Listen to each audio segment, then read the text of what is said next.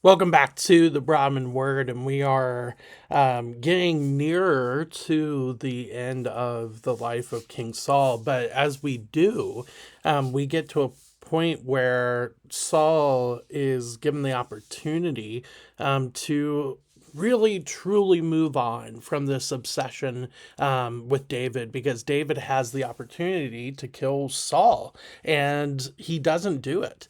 And so Saul is given this chance to go, oh my goodness, why am I doing? And yeah, we'll see how that goes. So turn to 1 Samuel chapter 24. We're going to look at the whole entire chapter today. 1 Samuel chapter 24, verse 1. When Saul returned from following the Philistines, he was told, behold, David is in the wilderness of En-gedi. So goes back to what we talked about last time, with Saul just thinking that he's finally got David, but then the Philistines attack the Israelites, so he has to go and do his kingly duties. But now that is done, so now he's back to going after David. And again, he thinks that he's caught him. Verse 2. Then Saul took 3,000 chosen men out of all Israel and went to seek David and his men in front of the wild goats as rocks. And he came to the sheepfolds by the way, where there was a cave, and Saul went in to relieve himself. Now David and his men were sitting in the innermost parts of the cave. Now, a lot of people have asked, what does relieve himself mean? Because we're talking about relieving yourself in English, we're talking about going to the bathroom. Well, the Hebrew here actually could be seen as, and Saul went in to cover his feet. But the big part is that actually, you're exactly right. So Saul did not go to take a break or to have a sit down and just to take a breather. No, he actually did go and use the restroom in a cave, which I know sounds weird and sounds gross, unless you hike, I guess. But again, we're the plumbing that we have today was not available back then.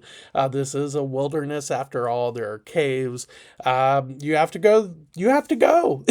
And so, when it says Saul went in to relieve himself, that's truly what he was doing, what we were thinking about it.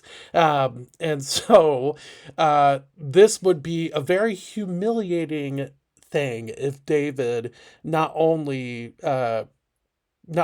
came upon Saul to strike him down, but did strike him down, but also the fact that he was using the restroom when he got struck down. That would be incredibly humiliating. But David has a chance to stop this back and forth between, or not back and forth, but really this cat and mouse chase with Saul chasing David.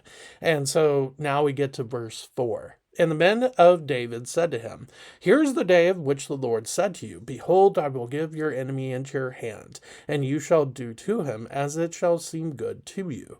Then David arose and stealthily cut off a corner of Saul's robe. And afterward, David's heart struck him because he had cut off a corner of Saul's robe. He said to his men, the Lord forbid that I should do this thing to my Lord, the Lord's anointed, to put out my hand against him, seeing he is the Lord's anointed. So David persuaded his men with these words and did not permit them to attack Saul.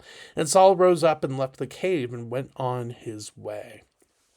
So David has a chance. He doesn't take it. He does cut off a part of the robe, which I think for David was trying to get Saul to say, look how close you came to death. And I am taking a part of your royalty with me, per se.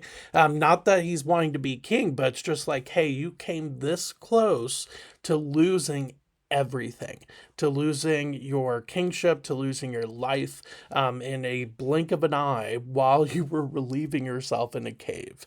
That, I think, is the idea that David was trying to do. Whereas the men that were with him, I think, wanted him dead. Like, they didn't want this little square cut off, or triangle, whatever it was, cut off of the robe. No, they wanted Saul dead and gone, because the men of David are also running away, along with David. So I'm sure they are tired as well of all of this. And they're probably scared, terrified as well. What if they get caught with David? Well, it's probably not going to go well for them. It's probably going to lead to their deaths. And so they are wanting to take they are wanting David to take advantage of this moment.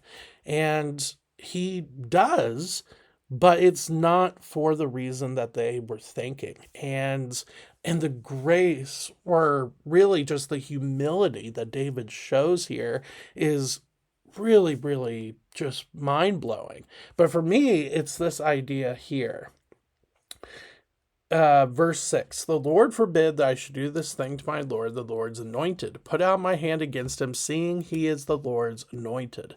So, this idea that God is in control of every single aspect of our life. And so if something is going on that we are just really concerned about, we need to go to the Lord, because he is orchestrating every single step around it. We may not see it, we may not understand it, but he is behind the scenes working. So we should have the humility of David and go, look, the Lord is at work. In what way and to what end, I don't know, but I'm going to rest on him and depend on him. And what a great lesson that is from David here. But now let's see what Saul does when he finds out. Verse 8. Afterward, David also arose and went out of the cave and called after Saul, my lord, the king.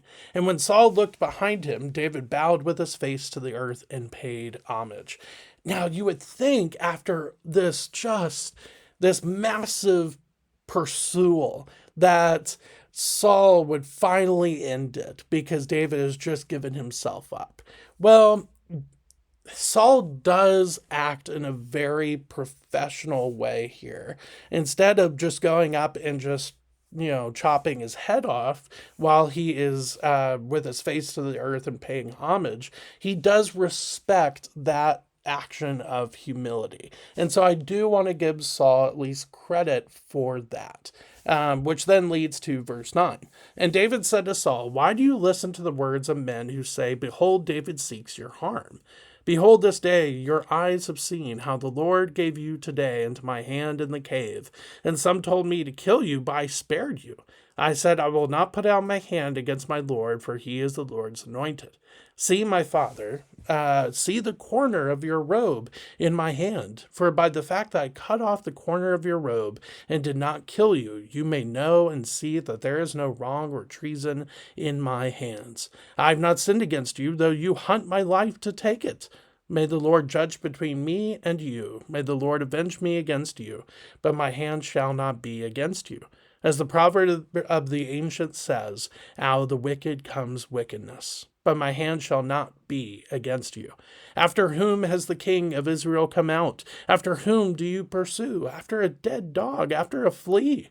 May the Lord therefore be judge and give sentence between me and you, and see to it and plead my cause and deliver me from your hand. What a beautiful just cry from David to Saul. Like, why are you going after me? I've not tried to usurp the throne from you. Not only that, but he calls him father, which actually would be very common in this age for somebody that had served under a king, to show the king, share with the king as a fatherly parental figure. That would be very, very common. It's incredibly endearing, of course, as well. But basically, he's trying to get at, I have not done anything against you, and the Lord knows that. And I think it's good that David makes sure that he really does this aspect that we talk about a lot in the New Testament, but also in our culture today, of this idea that believers should not judge. Yes, we should not judge, but we also have to hold people accountable. I think David does both here. David doesn't judge, he doesn't act as executioner here, but he does try to hold Saul accountable. He tries to warn him, hey, God knows who is in the wrong with this situation, which is Saul, by the way. And so because of that, that judgment is coming upon Saul at some point. And he makes that clear a couple times. And then I also love, again, the humility of David. He could have said, look, I'm the one that killed Goliath. I'm the one that did this and that. I'm the commander that won you so many battles. But no, verse 14, after whom has the king of Israel come out? After whom do you pursue? After a dead dog, after a flea. That is incredibly humbling. Dogs are seen as more of an outcast than they are today. Fleas are definitely outcasts and are unclean. And so he really is just saying, look, I am humbling myself before you. I don't see why you are coming after me, trying to seek my life. Please stop. And then at the same time, I'm going to give you a warning like, hey, God doesn't forget. God does not forget what you have done against me, Saul, and he is coming after you. He will bring judgment against you. And he is absolutely right. Obviously, at the end of the life of Saul, it ends very tragically. And then, but more than that, Saul's time as king is limited, and his son will not be king. None of his sons will. His kingly line will end, and that is incredibly sad. But that is why it's affirming what David says here in this section. So with that, Saul does respond in a good way. Verse 16. As soon as David had finished speaking these words to Saul, Saul said, is this your voice, my son David? And Saul lifted up his voice and wept. He said to David, you are more righteous than I, for you have repaid me good, whereas I have repaid you evil. And you have declared this day how you have dealt well with me, and that you did not kill me when the Lord put me into your hands. For if a man finds his enemy, will he let him go away safe? So may the Lord reward you with good for what you have done to me this day. And now, behold, I know that you shall surely be king, and that the kingdom of Israel shall be established in your hand. Swear to me, therefore, by the Lord, that you will not cut off my offspring after me, and that you will not destroy my name out of my father's house. And David swore this to Saul. Then Saul went home, but David and his men went up to the stronghold.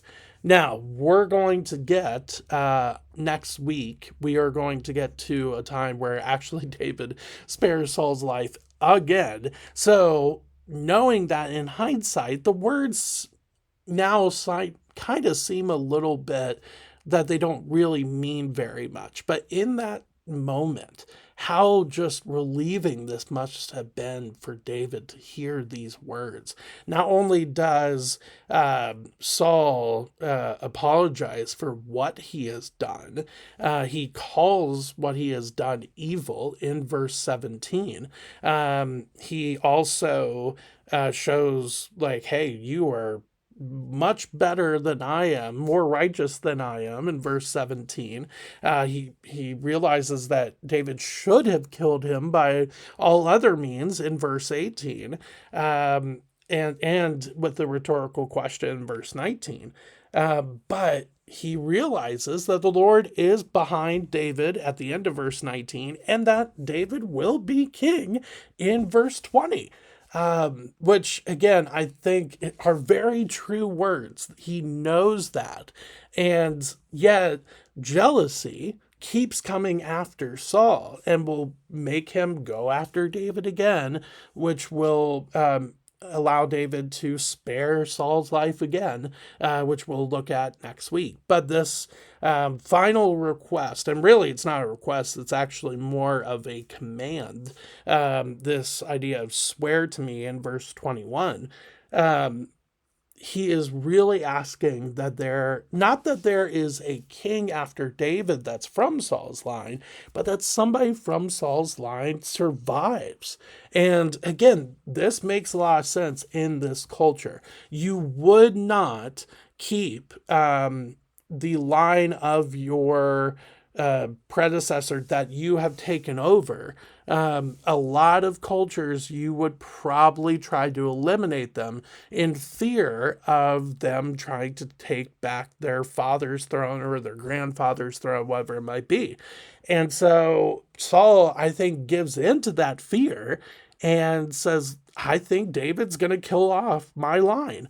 Well, that's the furthest thing from the truth. David will actually not only help, but he will mourn the passings of Saul and Jonathan, but then he will make sure to not only help the son of Jonathan, whose name is Mephibosheth, but he will actually bring him into the palace, into his own home, and treat him as a relative, basically. So that is really interesting to see.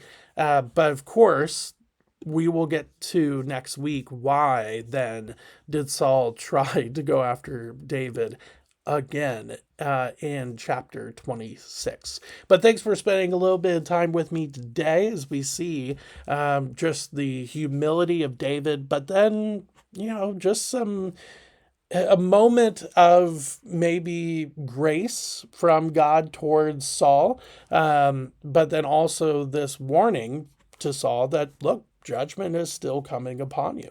And so with that, that's where we will get to chapter 26 next week. But again, thanks for spending a little bit of time with me today. I will see you next week. Thanks.